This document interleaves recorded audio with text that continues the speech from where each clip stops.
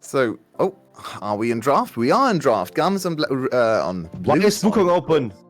and Wukong is first pick. Okay, that's game number 15 from Levi. He's 13 and 1 so far. Oh, I take it up. So how do we save this one instead of SBTC? It's like, I mean, Wukong is through. Like, there's no way around it. You can't change the past. I would now go the Gragas road again, and I don't like to see the Sejuani so early on again. They also could pick Jinx right now, and you just don't have to fear running against Vi again because they already picked Wukong. I would assume that Wukong top lane, mid lane isn't really a thing anymore. So, not liking what SBTC started this draft off with. So it's not just like okay. It's one of DNK's most comfortable champions. It's an okay matchup into the Wukong, considering it's there and it's too late to do anything about it. But I also disagree with the Zeri. I think, and this time around, they want Kiaya to be have a bit more of an impact. So it's up to what comes out now. I think probably look to counterpick the Jax right now, get Emperor a matchup he's comfortable with. Most likely Fiora or Cassante. But from there, yeah, I don't know. I don't know what to do from this point on, because what are they doing though? It's sort of playing a race the puppy comp at this point with two tanks and a hyper carry, but I would much prefer to raise a Jinx than a Zeri. But Cassante's not even a good matchup into Jax. Like, huh? This is so confusing. You win. I know. You win 3-6 at least. Oh yes, wow. But, I mean, at least Emperor is a really good Cassante player, and is the most That played as in well. players. But this is confusing to me. They leave open the Wukong once again. They pick DNK's Sejuani is fine. So we have a melee champ on the top lane at least. I would kind of want to see them double down, pick another melee for DR1 and at least go super skirmish heavy on the top side. Do you agree with that? In general, yes, but what do you really pick as a melee mid laner anymore? And like on the upside for SBC, there aren't many upsides. I think they at least got to shoehorn Kali's champion pool a little bit. Yeah, Sylas could probably be an option, but if you want to pick Sylas, do you ban Lissandra and Galio? I don't think so. Yeah, I think you definitely could, but I don't think it's... As long as you pick up a melee support, I don't think you need that melee mid laner, but... well, if you're gonna hover with Renard all these enchanters, I'm a little bit less enthused, but yeah, so I guess maybe save that counter pick. You have to see what gets locked in first. Jace could be an option to cover a little bit of the mid lane melee thing, but we have to see what card he puts in first. And okay, don't play Jason to Syndra. I don't think that's a good idea. It just looks too comfortable to me. Like this, GAM is just chilling on stage in finals right now with these champions. It's just all their favorite hits. And also, like, SBTC is just not even picking the system that they went last time, and the system isn't even banned out probably, right? I mean, the Tristana is taken away, but sure, I mean, they were expecting this one even in the last series, so they needed to have one answer against it, and maybe it is what Carrots is alluding to in the chat with Cassante being mid and actually Akali top lane again, which is something that they went in last game 5 and it looked horribly, but that also, with DNK not starting boots level 1, it might just work out. Akali might also fare a little bit better into the Jax than the cannon. He's actually good into Syndra as well. But yeah, I feel DR1 is much more likely to take it up, and that's it, because these are both traditional matchups that are pretty comfortable, not necessarily winning, but comfortable, which unfortunately means that the priority should go to GAM, and that means free Wukong time. So, here we have the drafts for game number 2. They left open the Wukong once again. Levi now 13 and 1, 94% win rate or something. So, it's already looking kind of good after one pick for GAM. But where do you guys land on the prediction for game number 2? Will GAM go off to 2-0 start and put the match point on already? Or can SBTC strike back against the Wukong first pick? Quincy, let's go to you first. Just to play a little bit of devil advocate on the side of SBTC, they at least have comfortable pickers in the top side and actually a good mid lane matchup this time, and bot lane was winning anyway. That could work out, but I don't think GAM is challenged whatsoever with this draft in general, and Levi got Wukong. So GAM 2-0. Yeah, I think really if it was just sort of even teams, you could run a pretty comfortable angle for SBTC. The Akali has a pretty good access onto pretty good threat against both Jinx and Syndra. So he can of course pop up with a big front line to stand behind, but I'm worried they're not going to be able to get to that stage for those carries because Wukong is going to wreak havoc. Well, looks like everyone is on the GAM side. They got the Wukong again. Let's see if they can bring it to match point after just 2 games with very, very strong performances so far. And we have 2 more really strong performances in store because Carrix and Rebel on the mic will bring you game number 2. Rebel, I have a question for you. By the time this game ends, who will be the bigger monkey? Levi or SBTC's coach? I'm gonna probably say SBTC's coach is what I'm gonna say here. We have a particular case of potential Voshaden on the side of SBTCE minus Slater. I mean, even that, like if Slater gets shut down, they have no damage in the regard. There's all this comfort that goes over to the side of GAM. Even the jungle matchup, which I actually don't hate nearly as much. I think like Sejuani's normally fine into Wukong. It's actually better to take Vi into the champion. And while I don't like the concept of giving Levi Wukong, I think DNK is actually a really good Sejuani player. The playoffs hasn't been the greatest, but during the regular season, it was one of his more kind of influential things. But giving Kiaya Jax, giving Kadi Syndra, going back to the it's like they don't know what this team is. It's like they're drafting blind for some reason, and I just don't get why. Yeah, and it's something Quincy said on the desk is this isn't even how they played in the upper bracket final where they took GAM to 5. Like there was they were 2-1 up. Like they were actually in a really good position against GAM. But they're just doing it differently. Paulette, ooh, wow, Zin missing a pretty crucial hook there. He's that's like the 3rd criminal hook I've seen this series, but it just doesn't matter because they got so much of the health bar of Paulette that it doesn't if the hook lands, it's probably an insta flash from Slater. There's not actually we went away just as I thought a hook was gonna hit as well. God. Standard. But yeah, giving Kiaya this incredibly powerful top laner that he's extremely comfortable on seems pretty terrible. Fun fact, bit of VCS ancient history. When Kiaya first came into the league, he was heralded as this absolute Jax monster. And here he is, however many years later, still just being an absolute freak of nature on Jax.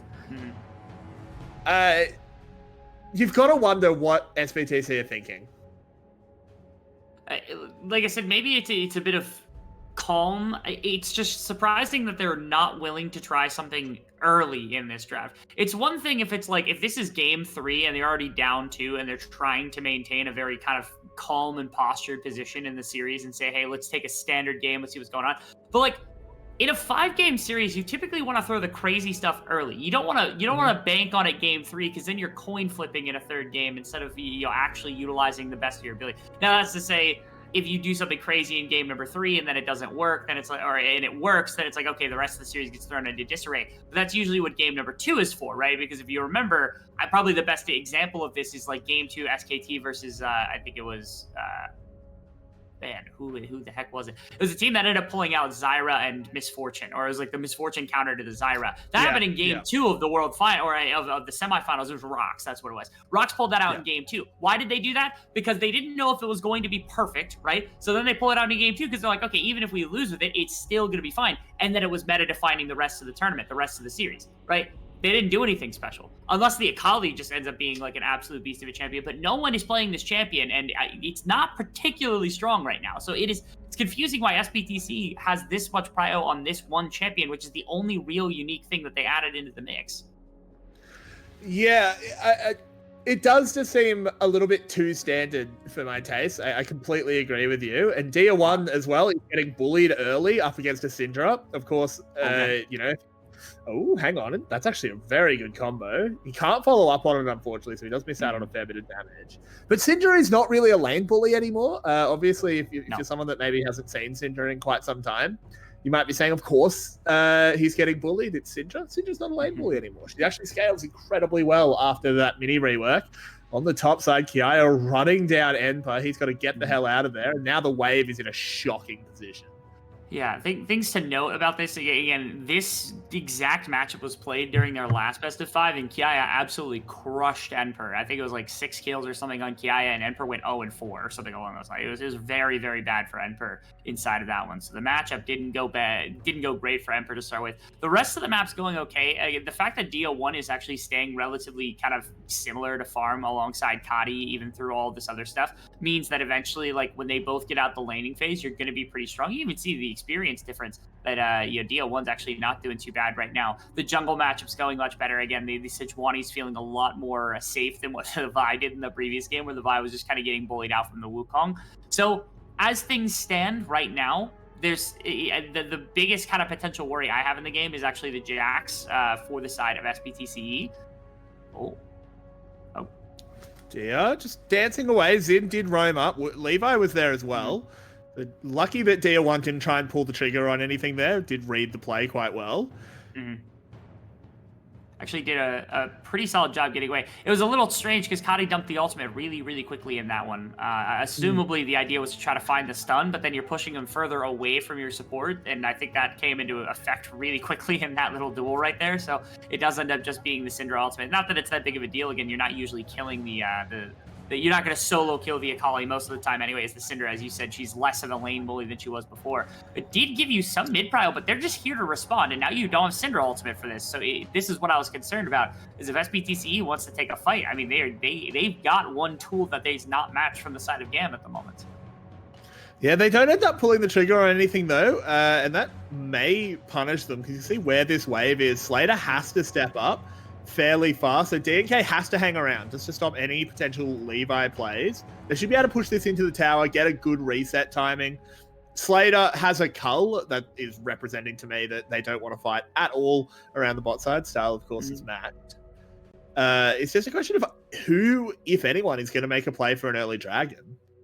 Yeah, I think with the dragon that's out right now and like the chem tech, like it basically just has to be like a result of something fine happening. You're not going to force for this. If it's Infernal, if it's Mount or something, it makes it pretty decent impact. It's like, okay, we can actually force. And maybe that's what prevented SBTCE from going in. Again, if it's an Infernal Drake, it feels like they had an option to go fight the side of GAM and go for the dragon in general. And they chose not to, maybe because, again, you don't want to coin flip on a chem tech Drake, not even a soul, just a chem tech Drake this early in the game. And as a result, they just go back to standard laning practices. They go back to kind of sticking with where they're at right now.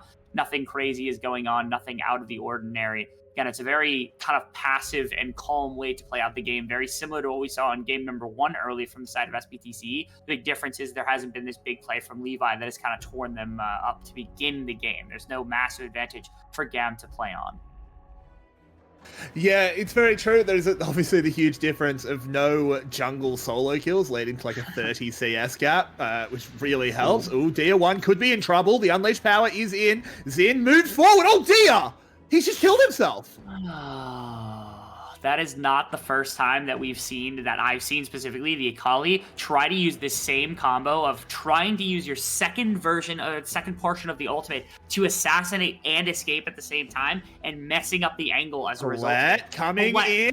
He lands the handshake, but it doesn't do enough damage. He gets completely boxed out. There's the depth charge coming in. Rocket flies over. Oh, no!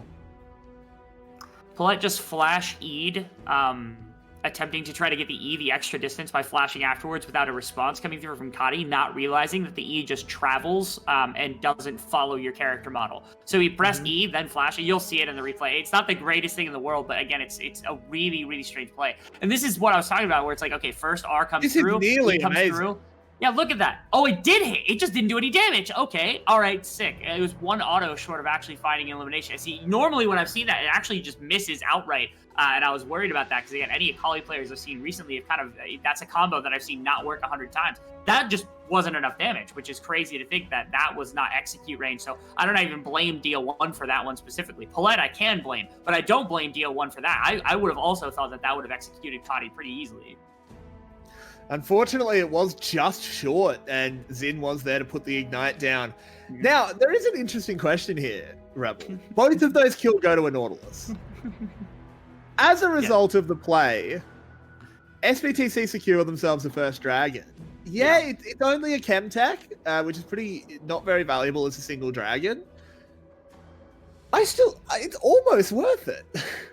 Yeah, I mean, there's a very realistic line in this game that goes something like, those 2 kills don't end up making an impact, and it ends up being like, okay, the dragon buys 5 minutes for SBTCE to scale up. That dragon potentially puts them on a soul point when normally they shouldn't have been anywhere near soul point. Those are all things that are very realistic considerations as a result of this game. To me, Xin being able to leverage having this much gold early on in a fight around a Rift Herald, around a dragon or something like that might actually make the difference if Xin decides to do it. Because usually if you get a bunch of early gold on support, one of 2 things happens. Either become bulky enough to be able to kind of tango with mid laners, even with the kind of decreased gold that you're getting because you picked it up through kills, or you get really early boots and you go roaming. I haven't seen Xin move all that much during the series. He usually does it on Rakan, doesn't do it that much on Nautilus. And so I anticipate if they're going to try to leverage the advantage Nautilus has, it's got to be around a big neutral objective in a big fight or on a Or dive. you can just hit a hook. Slater is dead. Woof. Yep. Okay. Yeah. Well, that's not good. Had flash. No, it's not. Yeah, had flash, didn't get out. Had ghost, didn't press it.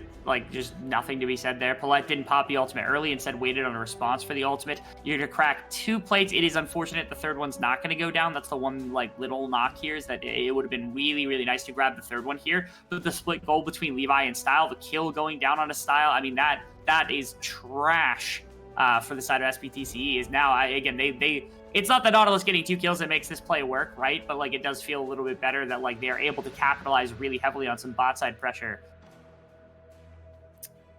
And it was Style that got the kill as well. That's about as bad as it can get. Yeah. Around that play, Slater, he's saving flash for next game. Mm-hmm. So maybe game 3 will be a better time. This is pretty bad. Up in the top lane as well, there's a 40 CS lead because Sante was picked into the Jax and is not doing its job.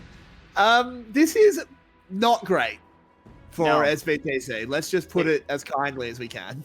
There's literally nothing going right for them. The only thing they have to bank on is this dragon, and that dragon means basically nothing unless they are able to turn it into more dragons. Hang on, Slater might be able to get them something else, as DNK will pick up the kill, but there we go. They heard us saying they had nothing, so now they have something. Yeah, but why jump in if you're DNK? Let Slater use one more auto attack and kill him. Just give the gold to the right person. I know the plates are going to go on to Slater, and that's still a good amount of gold, but that's 300 gold you've now robbed from one of your primary carries because you just weren't willing to not flay in the direction of the ADC. The kill was confirmed, sure. Maybe the threat was okay, the turret might kill Slater. That would suck, right? That would be bad because then you can't collect the plates as easily. You can't really pull as much gold. Maybe I'll give them benefit of the doubt for that. But it's little stuff like that can make a world of difference. If the kill and the plates go down onto Slater, all of a sudden you have a lot better competition. You have a lot better Zeri to work with inside this mid game, inside some of these fights around the neutral objectives that GAM can be pushing for here in a little bit. And because that kill didn't, again, it's a dagger, it's a longsword, it's one little item that really could be the difference between a won fight and a lost fight. Moving in onto Cardi, Dia1 looking for a play, but the rest of GAM is here, and Dia1's in trouble. That was the worst hook I've ever seen, but let's not talk about it because the kill is confirmed, and Xin is the beneficiary. Xin is... You do not get to use that emote with that kind of hook, Xin. You do not get to. He's legitimately paycheck stealing on this Nautilus right now in this finals, I swear. The number of hooks I've seen just go absolutely wild directions for nothing. And yeah, it just kills them for underneath the tower. All right.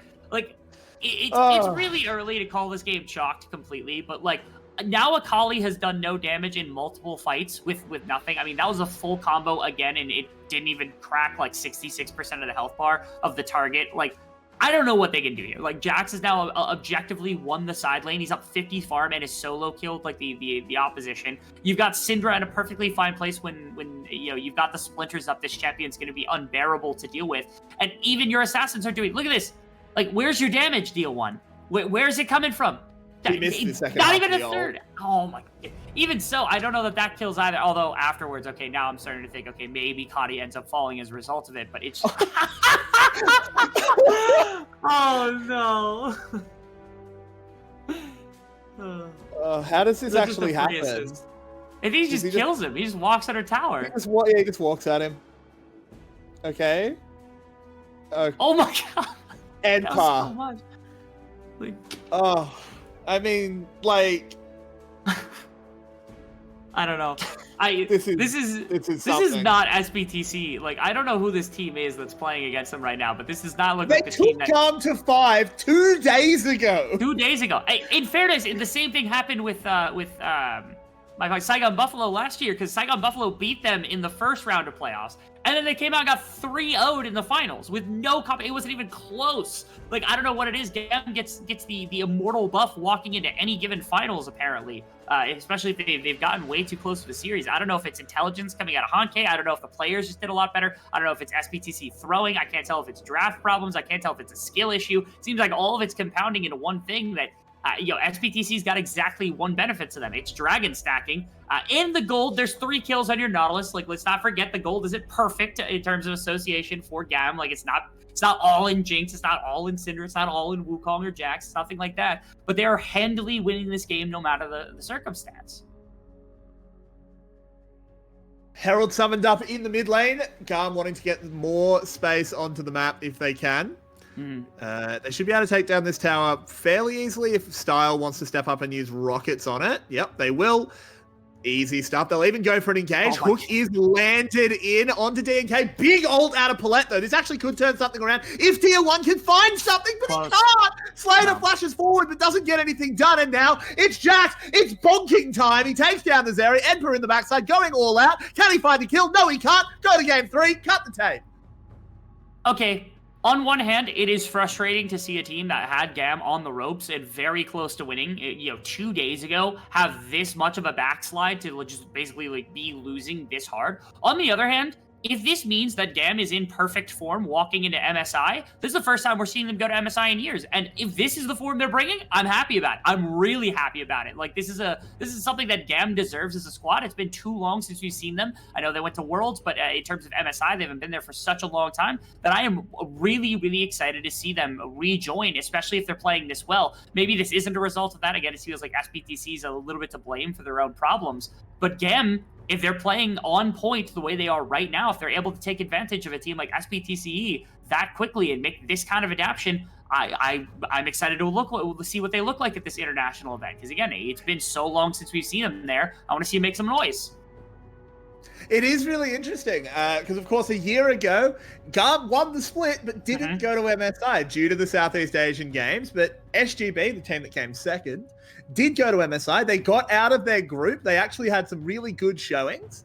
Didn't take any scalps off the major regions, but that'd be hard.